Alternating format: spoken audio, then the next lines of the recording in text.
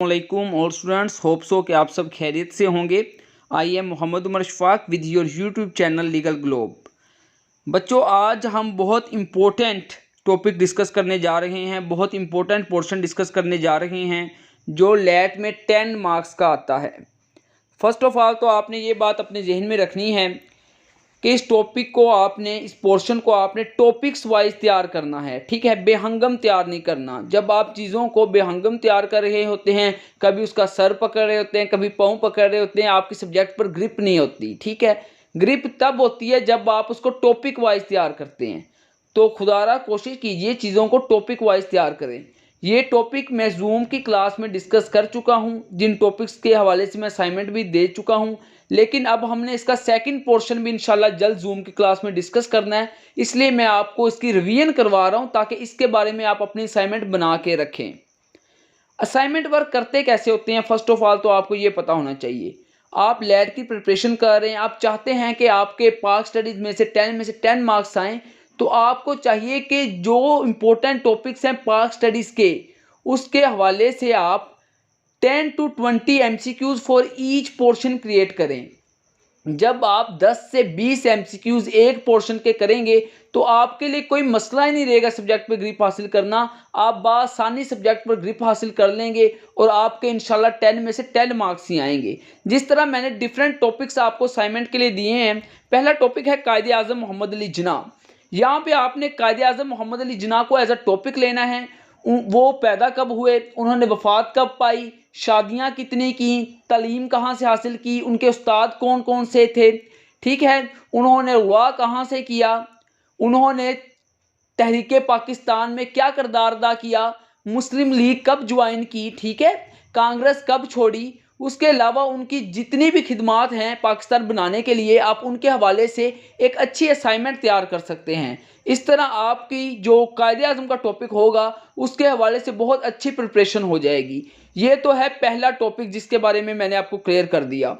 बच्चों, कोशिश करें अपने पास रजिस्टर रखें और चीज़ों को नोट करते जाएं कि ईच टॉपिक की आपने असाइनमेंट किस तरह बनानी है, किस तरह उसको लेके चलना है। अगर आप चीज़ों को नोट नहीं करेंगे, जब असाइनमेंट बनाने बैठेंगे तब आपके लिए बहुत मुश्किल हो जाएगा। अब देखिए सेकंड पोर्शन है हमारे पास अल्लामा इकबाल। ये भी एक टॉपिक है, अल्लामा इकबाल कब पैदा हुए, वफात कब पाई, कौन कौन सी मशहूर किताबें उन्होंने लिखी हैं शायरी की, कौन सी फारसी में है, कौन सी उर्दू में है। देन उनका तहरीक पाकिस्तान में क्या किरदार है, मुस्लिम उम्मत को जगाने में उनका क्या किरदार है, उनके मशहूर खुतबे कौन से हैं और कौन कौन सी अहम खिदमात हैं जो उन्होंने हमारे लिए, मुसलमानों के लिए, पाकिस्तान के लिए अदा की हैं, ठीक है। तो उसके हवाले से आपने एक अच्छे से MCQs तलाश कर लेने हैं और कोशिश करें इस टॉपिक के बारे में भी आप 15 से 20 MCQs लाजमी बनाएं। अब बच्चों थर्ड है शाह वलीउल्लाह।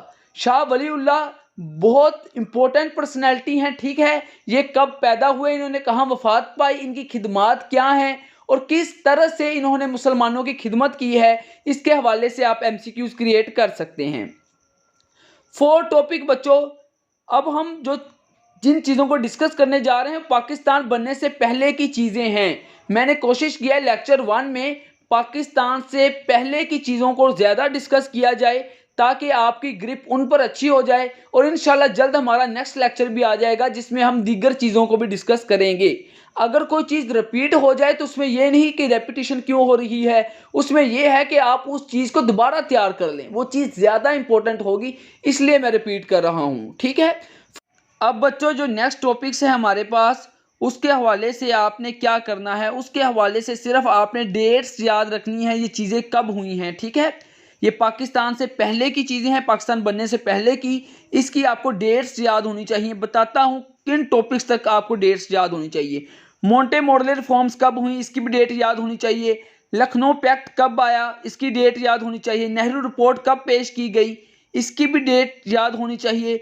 14 पॉइंट्स ऑफ कायदे आज़म कब पेश किए गए, इसकी भी आपको डेट याद होनी चाहिए। क्रिप्स मिशन कब आया हिंदुस्तान में, ठीक है, यानी कि बरसगीर में कब आया, इसके हवाले से भी आपको तारीख याद होनी चाहिए। देन लाहौर रेजोल्यूशन कब पेश आई, किसने पेश की, ठीक है। इसके हवाले से आप थोड़े से डिटेल एमसीक्यूज भी बना सकते हैं, लेकिन ये कब हुई इसकी आपको तारीख लाजमी तौर पर याद होनी चाहिए। कैबिनेट मिशन प्लान कब आया ही बरसगीर में, इसके हवाले से भी आपको इसकी तारीख याद होनी चाहिए, और इसके हवाले से कोई एक दो एमसीक्यूज आप और क्रिएट कर सकें तो वो भी आप कर सकते हैं। उसके बाद बच्चों देखें, नेक्स्ट टॉपिक है 11 इलाहाबाद एड्रेस, ठीक है। खुतबा इलाहाबाद किसने दिया, कब दिया, ये कहाँ पे हुआ, इसके हवाले से भी आपने एमसीक्यूज क्रिएट करके रखने हैं। जो बच्चों 12 टॉपिक है गवर्नमेंट ऑफ इंडिया एक्ट, ठीक है, ये बरसगीर में कब आया, इसके हवाले से भी आपने डेट को याद रखना है, तारीख याद रखनी है। ऑब्जेक्टिव रेजोल्यूशन की, ठीक है, इसकी भी आपने तारीख को याद रखना है, और कोशिश करें इंग्लिश में ही तैयार करें, क्योंकि वहां पर आपसे इंग्लिश में ही चीजें पूछी जानी हैं पाक स्टडीज के पोर्शन की, तो कोशिश करें इंग्लिश में ही आपको याद हो। फिर next most important topic of Pak studies, constitutions of Pakistan. Constitutions of Pakistan के हवाले से भी आपको एमसीक्यू याद होने चाहिए, ठीक है।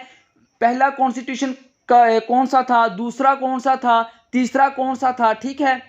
1956, 1962 और 1973 के कॉन्स्टिट्यूशन है बच्चों, ठीक है। पहला 1956, दूसरा 1962, तीसरा 1973। उसके बाद पाकिस्तान का मौजूदा कॉन्स्टिट्यूशन कौन सा है ये भी आपको याद होना चाहिए। चलें बताता जाता हूं। 1973 का कॉन्स्टिट्यूशन मौजूदा कॉन्स्टिट्यूशन है। अब आप तलाश करें कि उसके आर्टिकल्स कितने हैं, उसमें अमेंडमेंट्स कितनी की गई, इसके हवाले से वो आपको पाक स्टडीज के पोर्शन में पूछ सकता है। देन बच्चों सार्क, ईसीओ और एससीओ, ठीक है, ये तीनों ऑर्गेनाइजेशंस बहुत इंपॉर्टेंट हैं। आपने ये तलाश करना है कि ऑर्गेनाइजेशंस कब बनी, इसमें कौन कौन से ममालिक शामिल हैं, पाकिस्तान इनमें कब शामिल हुआ, इनका जो हेड क्वार्टर है वो कहाँ पे है, और इनका तमाम जो हैं ये ऑर्गेनाइजेशंस, इनके जनरल सेक्रेटरीज कौन से हैं, इसके हवाले से आपको पता होना चाहिए। अब बच्चों 18 टॉपिक है कश्मीर इशू, ठीक है। कश्मीर इशू के हवाले से आपको पता होना चाहिए कश्मीर इशू असल में है क्या, इसकी वजूहात क्या हैं, कश्मीर की मौजूदा पोजीशन क्या है, मौजूदा हालात क्या हैं। कश्मीर के हवाले से भी नॉलेज होना चाहिए कि कश्मीर में किस तरह चीज़ें चल रही हैं, और देन कश्मीर की पॉपुलेशन कितनी है। उसके बाद कश्मीर की जो इम्पोर्टेंट आइडेंटिटी है उनकी, वो कौन कौन सी उनकी आइडेंटिटीज़ हैं, इसके हवाले से आपको पता होना चाहिए। देन आ गया रेड क्लिफ अवार्ड, ठीक है, ये फिर वही चीज़ों का हिस्सा है जो मैं पहले करवा चुका हूं पाकिस्तान बनने से पहले। रेड क्लिफ अवार्ड हिंदुस्तान में कब आया, ठीक है, इसमें कौन कौन शामिल था, इसके हवाले से भी आपने एमसीक्यूज क्रिएट कर लेने हैं। देन बच्चों 20th टॉपिक है, बहुत इंपॉर्टेंट टॉपिक है पाक स्टडीज का, कि population area and boundaries of Pakistan. बच्चों ये आपको पता होनी चाहिए कि पाकिस्तान की पॉपुलेशन कितनी है, एरिया कितना है, हर सूबे का एरिया कितना है, पाकिस्तान की बाउंड्रीज कौन कौन सी हैं, कौन सी सरहद कौन से मुल्क के साथ मिलती है, और उस सरहद को क्या क्या कहा जाता है। बच्चों ये पाक स्टडीज का पोर्शन बहुत इंपॉर्टेंट है। अभी मैं आपको टॉपिक्स बता रहा हूं जिनमें से पाक स्टडीज का पोर्शन आ सकता है। अगर हमें टाइम मिला तो हम इन टॉपिक्स को इंडिविजुअली भी डिस्कस करेंगे, लेकिन फिलहाल जिस तरह टाइम कम है आप अपने असाइनमेंट वर्क की तरफ तवज्जो दें। जो बच्चे हमसे जूम पर क्लासेस ले रहे हैं उनके साथ हम अच्छी असाइनमेंट शेयर भी कर रहे हैं। उसका मकसद ये होता है कि जो बच्चा अच्छी असाइनमेंट बना रहा है उसको फॉलो करें, उस तरह की अच्छी असाइनमेंट आप भी क्रिएट करें। तैयारी आपकी असाइनमेंट वर्क और टेस्टिंग से होनी है, ठीक है।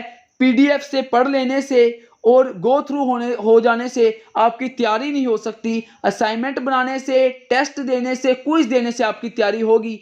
अगर कुछ बच्चे इंटरेस्टेड हों जो हमें पहली बार यूट्यूब पर सुन रहे हो हमसे तैयारी करने के लिए, तो मेरा नंबर इंशाल्लाह पम्फलेट पर मेंशन है 031017600044, तो वो मुझसे रब्ता कर सकते हैं, ठीक है। इंशाल्लाह कोशिश की जाएगी कि लेट के हवाले से आपके जितने भी क्वेश्चंस हैं, जितनी भी प्रॉब्लम्स हैं, उनको हल किया जाए और आपको बेहतर मुस्तकबिल के लिए अच्छे तरीके से गाइड किया जाए।